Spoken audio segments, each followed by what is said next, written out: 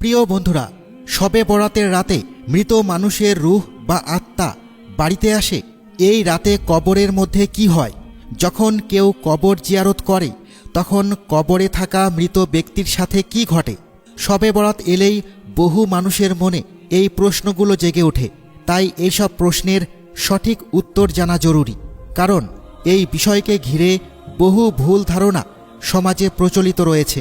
তাই আজ আমরা কুরআন ও সহিহ হাদিসের আলোকে বিষয়টি পরিষ্কারভাবে বোঝার চেষ্টা করব। অনেক মুসলমানদের মধ্যে এমন ধারণা প্রচলিত আছে যে শবে বরাত বা বিশেষ কিছু রাতে মৃত ব্যক্তিদের আত্মা পৃথিবীতে ফিরে আসে, নিজেদের পরিবারের সঙ্গে দেখা করে এবং তাদের কর্মকাণ্ড দেখাশোনা করে। কেউ কেউ মনে করেন তারা জীবিত আত্মীয়দের সঙ্গে ইবাদতে অংশ নেয় কিংবা তাদের খোঁজ খবর নেয়। কিন্তু বাস্তবতা হলো, ইসলামের মূল সূত্র কুরআন ও সহিহ হাদিসে এ ধরনের কোনো বিশ্বাসকে সমর্থন করে না।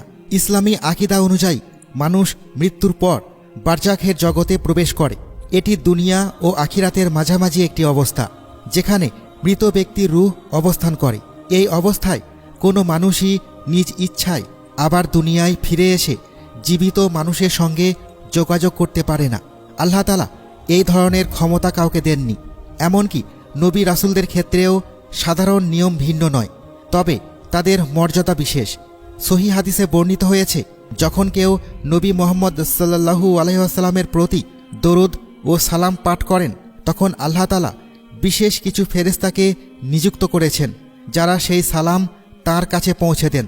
আবার কেউ যখন সরাসরি মুহাম্মদ সাল্লাল্লাহু আলাইহি ওয়াসাল্লামের রওজার সামনে সালাম দেয়, তখন আল্লাহ তাআলা তাঁর রূহকে ফিরিয়ে দেন, যাতে তিনি সেই সালামের উত্তর দিতে পারেন। এই বর্ণনা সুনানে আবু দাউদে উল্লেখ রয়েছে।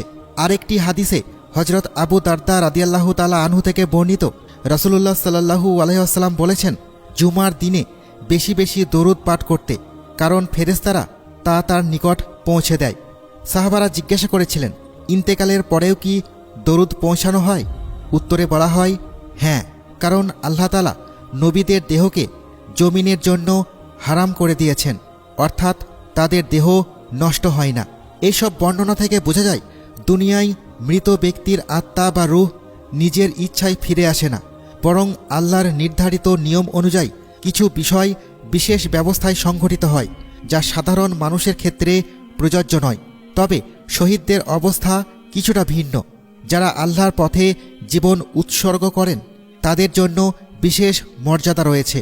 সহিহ মুসলিমের বর্ণনায় এসেছে, শহীদদের রূহ সবুজ রঙের পাখির দেহে অবস্থান করে জান্নাতে বিচরণ করে এবং তারা আল্লাহর পক্ষ থেকে বিশেষ রিজিক লাভ করে। তবে এটিও দুনিয়ার জীবনের মতো নয়, বরং আখিরাতের এক বিশেষ জীবন। সাধারণ মৃত মানুষের রূহ বারজাখের জগতে অবস্থান করে। ঈমানদারদের রূহ ইল্লিনে থাকে বলে বর্ণিত হয়েছে, যা জান্নাতের নিকটবর্তী এক সম্মানিত স্থান। অন্যদিকে অবিশ্বাসীদের রূহ সিজ্জিনে থাকে, যা অত্যন্ত কষ্টকর পরিবেশের স্থান হিসেবে বর্ণিত।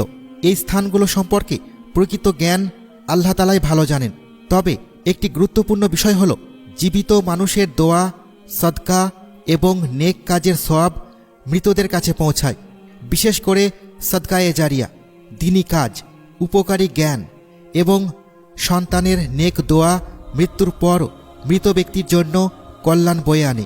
তাই জীবিতদের উচিত মৃত আত্মীয় স্বজনের জন্য নিয়মিত দোয়া করা।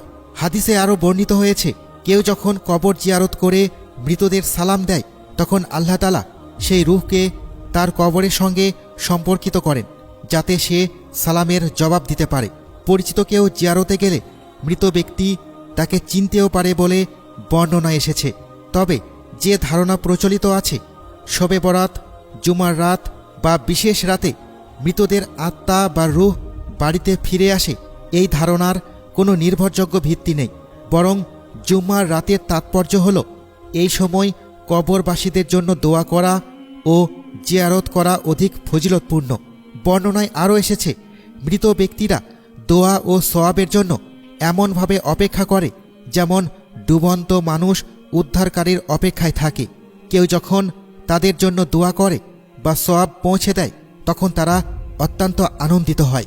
সুতরাং আমাদের উচিত ভুল বিশ্বাসে না ভেসে বরং জীবিত অবস্থায় এবং বিশেষ দিন রাতে মৃতদের জন্য দোয়া করা, সদকা করা এবং কবর জিয়ারতের মাধ্যমে তাদের স্মরণ করা। শবে বরাতের প্রকৃত তাৎপর্য এখানেই আত্মশুদ্ধি, তওবা, ইবাদত এবং আল্লাহর রহমত লাভের চেষ্টা। আল্লাহ তাআলা আমাদের সবাইকে কুরআন ও সুন্নাহর আলোকে জীবন পরিচালনার তৌফিক দান করুন এবং ভ্রান্ত ধারণা ও বানোয়াট আমল থেকে হেফাজত করুন। আমিন।